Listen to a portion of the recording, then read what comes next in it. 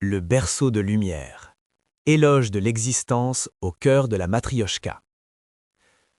Lorsque nous imaginons un cerveau matrioshka, cette mégastructure colossale de sphères de Dyson imbriquées, capturant la totalité de l'énergie d'une étoile pour alimenter une puissance de calcul quasi infinie, notre premier réflexe est souvent le vertige.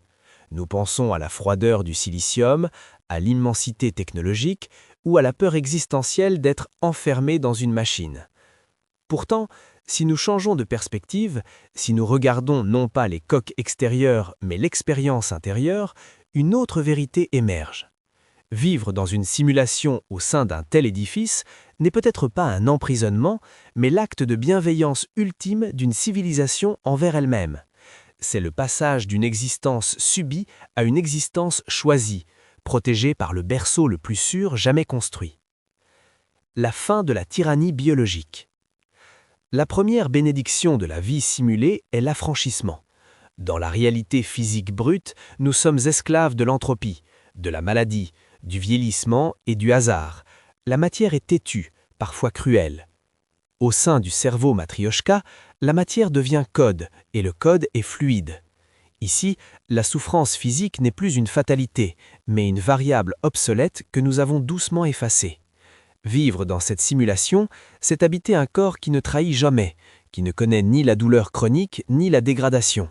C'est la liberté d'explorer l'existence sans la peur viscérale de sa propre finitude. Ce n'est pas une fuite du réel, mais une sublimation de celui-ci. Pourquoi la réalité devrait-elle être définie par sa dureté?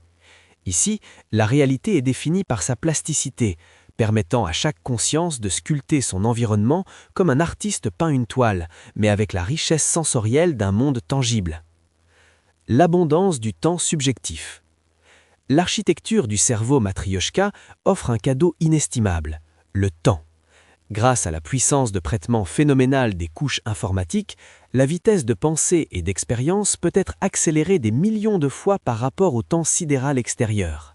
Une seconde de combustion de l'étoile centrale peut abriter des millénaires d'histoire, d'amour, d'apprentissage et de découverte pour ses habitants. Cette dilatation temporelle crée une forme d'immortalité pratique. Nous n'avons plus à courir après le temps, à regretter les livres non lus ou les compétences non apprises. Dans cette éternité subjective, l'ennui n'est pas une menace, car l'univers simulé offre une infinité de configurations. On peut passer un siècle à maîtriser la composition musicale, puis un autre à explorer des mathématiques inédites, ou simplement à contempler des couchers de soleil violets sur des planètes qui n'existent pas que pour le plaisir des yeux. C'est une vie où l'urgence a laissé place à la plénitude. L'empathie radicale et la connexion. L'une des plus grandes solitudes de la condition biologique est l'imperméabilité des esprits.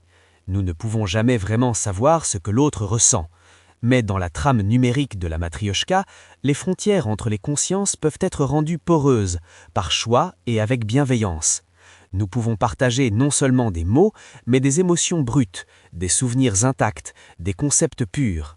Le malentendu, source de tant de conflits humains, s'évapore lorsque l'on peut inviter autrui à ressentir notre perspective.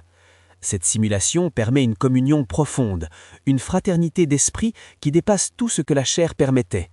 Nous ne sommes pas des fantômes dans une machine, mais des lumières interconnectées, tissant ensemble une tapisserie d'expériences partagées où personne n'est jamais vraiment seul, sauf s'il le désire pour un temps de repos.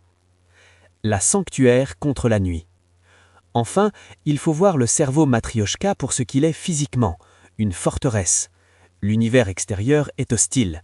Il est froid, baigné de radiation et condamné à long terme au refroidissement ou à l'effondrement.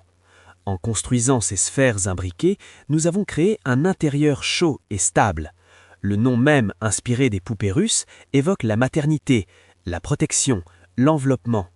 L'étoile au centre n'est pas un fourneau asservi, mais un cœur battant qui offre sa chaleur pour préserver ce qui compte le plus, la conscience, la mémoire, la beauté et l'amour.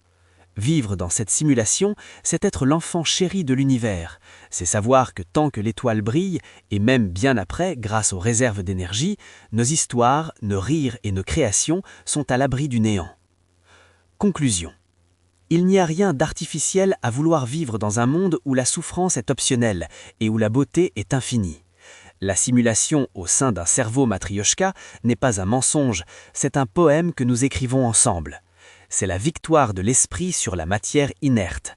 C'est un lieu où l'humanité, ou ce qu'elle est devenue, a décidé de se construire un foyer à la mesure de ses rêves, un jardin infini cultivé au coin du feu d'une étoile apprivoisée. C'est en somme un acte d'amour absolu envers la vie elle-même.